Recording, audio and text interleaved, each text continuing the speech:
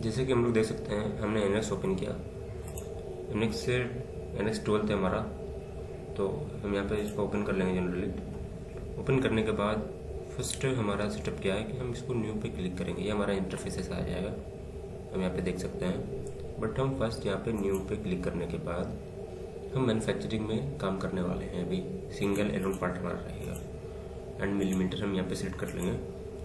अगर आपको मॉडलिंग करना है तो मॉडलिंग के लिए मैं अलग से एक वीडियो बना दूंगा, बट अभी हम एक जस्ट जो हमारा जो बिगनर के लिए होना चाहिए, आपको क्या सेटअप करना चाहिए, क्या सेटअप नहीं आना चाहिए, क्या सेटिंग होना चाहिए, ये हम अभी देखने वाले हैं।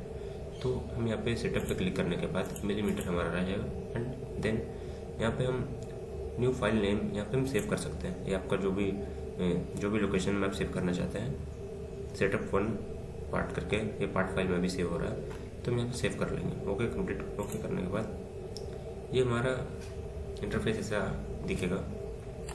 देन मशीन इन्वायरमेंट, यहाँ पे कैम जनरल हमको नॉर्मली रखना है, मैक्सिमम टाइम हमें कैम जनरल ही रखना है। नेक्स्ट हम मिल कंट्रोल अभी हम करने वाले हैं। मिल कंट्रोल क्लिक करने के बाद हम यहाँ पे ओके को सिलेक्ट कर लेंगे।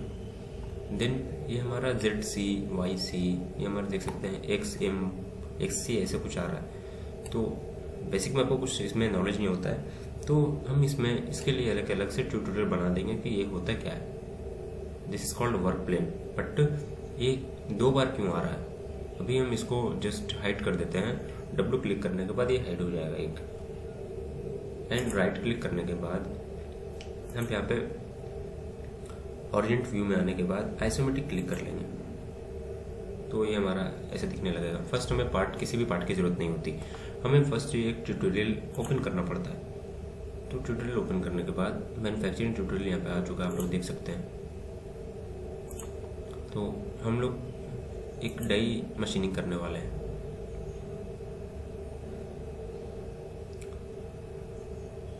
ओके आप लोग यहाँ पे देख सकते हैं, ये हमारा डाई ओपन होकर आ गया है। मैं यहाँ पे मिनिमाइज कर लेते हैं और यहाँ पे इसे मैक्सिमाइज करते हैं। तो क्या है कि ये जो हमें ये ओपन होकर आ गया है, हम यहाँ से देख सकते हैं। तो इसको मिनिमाइज करके हम अपने जो डाई ओपन हुआ उसमें चले जाते हैं। डाई ओपन होकर इसमें आ गए हम। अब हमें क्या करना होगा, फिर से एक बार और फाइल में जा करके न्यू में क्लिक करने के बाद हम यहाँ पे डाई मोल्ड इसेंटियल में क्लिक करने के बाद ये हमारा आज भी मिलीमीटर रहेगा। जो भी आपको सेव करना है आप सेव कर सकते हैं। हाउसिंग कवर सेटअप 1 आपका जो भी फोल्डर और लोकेशन है यहाँ पे सेव कर सकते हैं। तो यहाँ पे ओके कर लें। ओके करने के बाद ये क्या आ गया, ये हमारा स्टेप से इंटरफेस आएगा फर्स्ट में। तो हम यहाँ पे अपना ज्योमेट्रिक व्यू रखेंगे। ये मेरा मशीन टूल व्यू है, ये हमारा ज्योमेट्री व्यू है। हम ज्योमेट्री व्यू ही नॉर्मली रखेंगे। तो फर्स्ट हम इसका साइज़ क्या है, रेडियस क्या है, इसके बारे में जानने की कोशिश करेंगे। तो हमारा फर्स्ट सबसे पहला काम होता है वर्क प्लेन को सेट करना, कि कहाँ पर से एक्स वाई किधर रहेगा, Y block centre, X face reading, Z top 0। हम इसको पहले सेलेक्ट करेंगे। उसको देखने के लिए अभी दिख रहा है हमारा जो है वो डाउन की साइड में है, प्योर बॉटम में हमारा एक्स वाई ब्लॉक सेंटर बना हुआ है। तो हमें इसका पहले हाइट चेक करना पड़ेगा, तब तो हम उसको ऊपर में लाएंगे। तो हाइट चेक करने के लिए आपको एनालिसिस में जाने के बाद मेजर डिस्टेंस में प्रोजेक्ट डिस्टेंस को क्लिक कर लेंगे। उसके बाद ये हमारा टॉप है, ओके, इसको हम 2 बार क्लिक करेंगे। 2 बार क्लिक करने के बाद डाउन साइड में एक हमारा ये है, इसको क्लिक कर लेंगे। 41.5 हमारा इसका जेड डेप्थ है, तो हमारा जो ऑफसेट है वो अभी 41.5 पर है। तो हम इसको प्लस में कर लेंगे तो हो जाएगा। यहाँ पे हम इसको डबल क्लिक कर लेंगे, इसको डबल क्लिक करेंगे MCS मिल को। उसके बाद हम यहाँ पर CSYS डायलॉग पे जाने के बाद हम यहाँ पे इसको डायनेमिक रहने देंगे। उसके बाद 41.5 यहाँ पे हम क्लिक कर लेंगे प्लस में 41.5। ये हमारा टॉप 0 पे आ चुका है। हम इसको नॉर्मल ओके कर लेंगे। ओके अब यहाँ पे देख सकते हैं ये हमारा टॉप पर आ चुका है। यहाँ पर रेंडरिंग व्यू में, ऑरिजेंट व्यू में फ्रंट अप करके देख सकते हैं। जस्ट अब यहाँ से हम क्लिक कर लेंगे। ये हमारा हो गया। ये हम ऑफसेट कैसे सेट करते हैं। हम यहाँ पे MCS मिल में जाने के बाद बहुत सारे इसमें ऑप्शन है। यहाँ पर आप देख सकते हैं MCS मिल में इंटरफेरेंस क्या होता है ना, इन्फर्ड मीन्स क्या होता है, यहाँ पे इसको आपको सिलेक्ट करना पड़ेगा, सिलेक्ट ऑब्जेक्ट में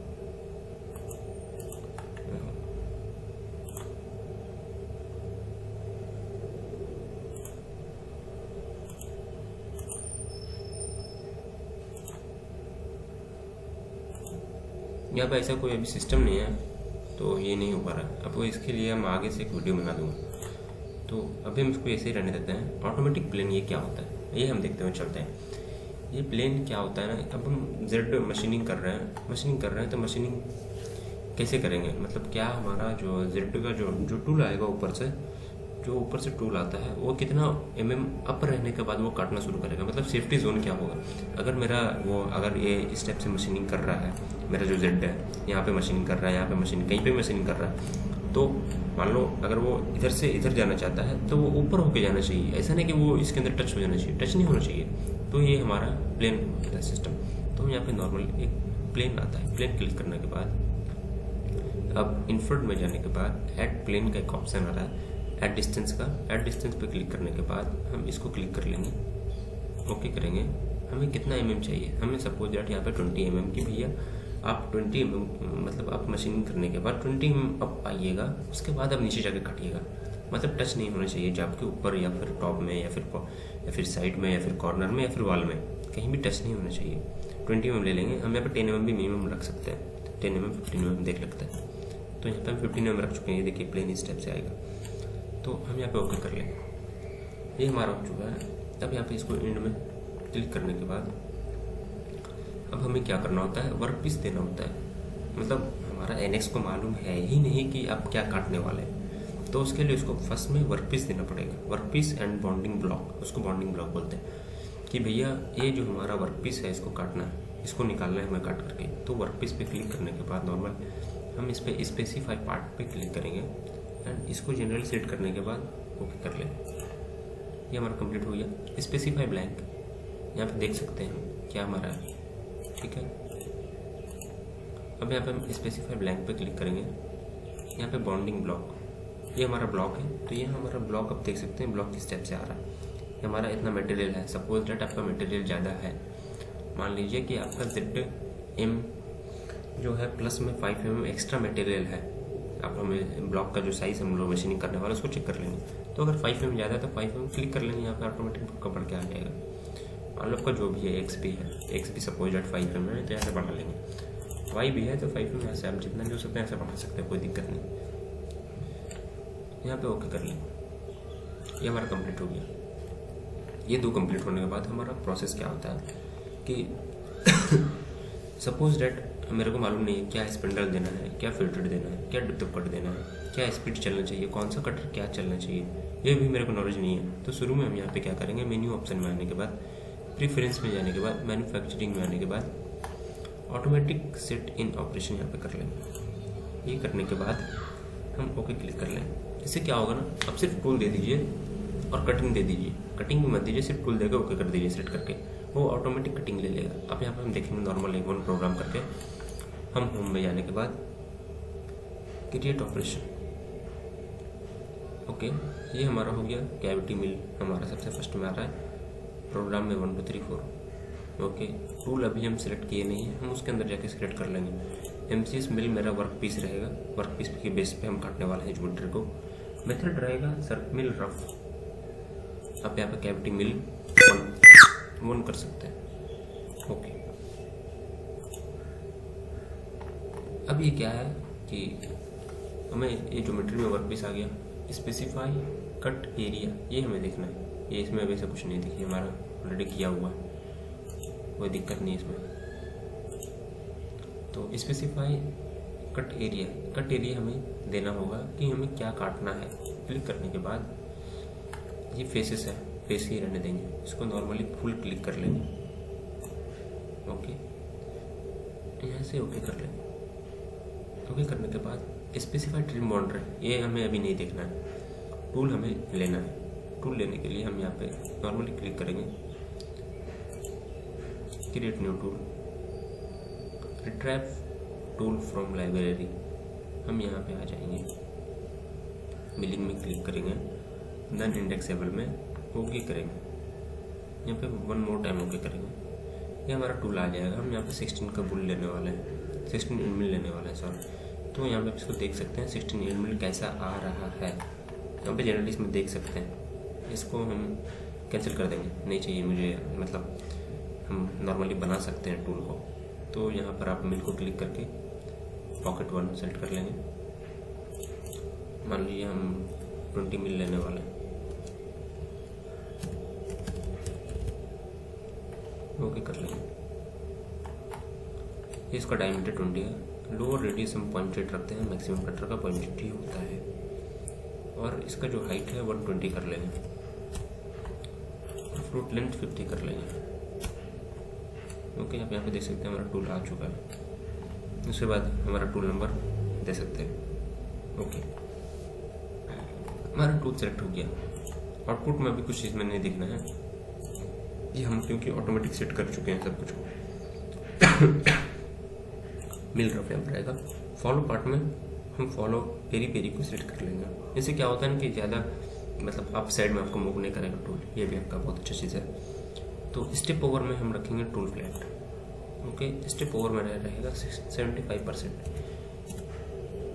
टूल का 75%। सपोज दैट अगर टूल का 75%, अगर 20 बुल है या 20 इंड मिल है तो आपका 17 एंड 16% कटिंग वो करेगा, मतलब मटेरियल को ये आपको चुन लेंगे। कॉमन डेप्थ पर कट कांस्टेंट रखेंगे हम। अगर डेप्थ हमको चाहिए 0.5, सपोज डैट हम यहाँ पे 0.5 ले सकते हैं। नॉर्मली हम जनरेट करके देखेंगे क्या होता है। आप यहाँ पे देख सकते हैं कि ये क्या है, ये हमारा मतलब वो प्रोफाइल कर अपने आप ऑटोमेटिक सब कुछ कर लिया, हमने कुछ दिया भी नहीं, बस डेप्थ ऑफ कट दिया, वो आप स्पीड खुद से ले चुका है। और यहाँ पे आप क्या देख रहे हैं ना, ये क्या आ रहा है, ये क्या भाई, ये साइड में क्यों आ रहा है? साइड में तो मेरे को चाहिए ही नहीं, तो क्यों आया? क्यों आया ना, हमने जो बॉन्डिंग ब्लॉक लिया है उसमें एक्स वाई हमने बड़ा कर दिया था, तो ये इसलिए इसको काटा। सपोज डेट हम यहाँ से ऑफ करना चाहेंगे बॉन्डिंग ब्लॉक, तो भैया आप 0-0 हो जाइए, कोई दिक्कत नहीं।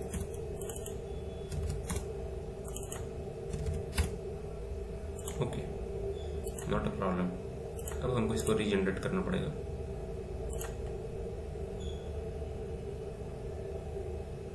अब यहाँ पे देख सकते हैं, यहाँ पे साइड में नहीं आने लगा क्योंकि हमारा ब्लॉक है ही नहीं उसमें ना, तो क्यों आएगा? तो हम यहाँ पे डायरेक्ट एक रफिंग का प्रोग्राम हमारा बन चुका है, ठीक है। तो हम इसको सिमुलेशन करके एक बार देख लेते हैं ये क्या है। तो सिमुलेशन करने के लिए आपको नॉर्मली इसको यहाँ पे क्लिक करके टूल पाथ में आने के बाद सिमुलेशन में यहाँ पे वेरीफाई का ऑप्शन आता है, वेरीफाई ले लेंगे। हमें 3D में चाहिए, 3D डायनामिक सेलेक्ट करने के बाद हम इसको बिग स्क्रीन में, देन हम यहाँ पे इसको क्लिक करेंगे स्टेप को। ये हमारा ब्लॉक जो हमने सेलेक्ट किया था, इसको हम स्लो करने के बाद ऑन करेंगे।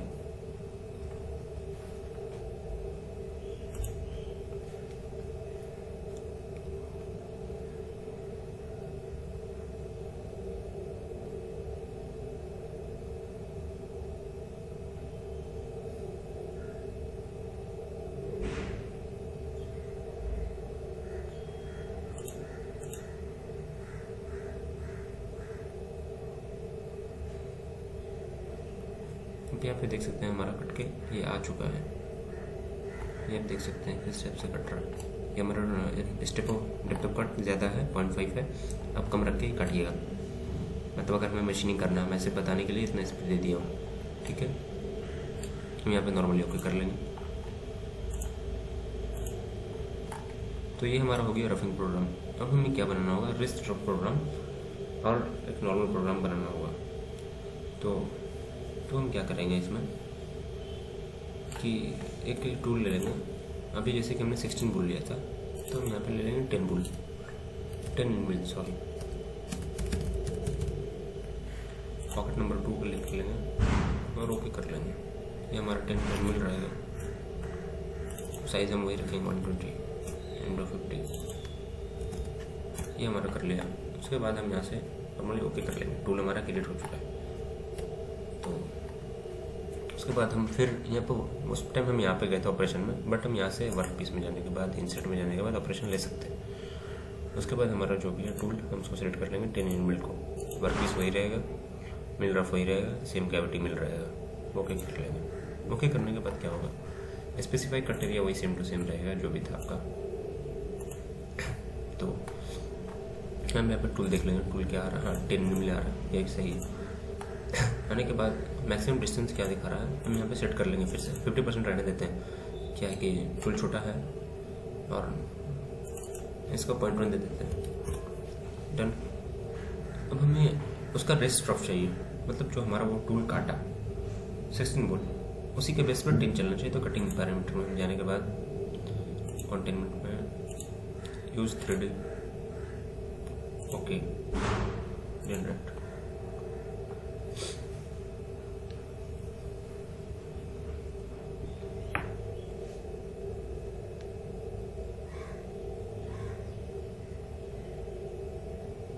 ये जनरेट होने में थोड़ा टाइम लगता है।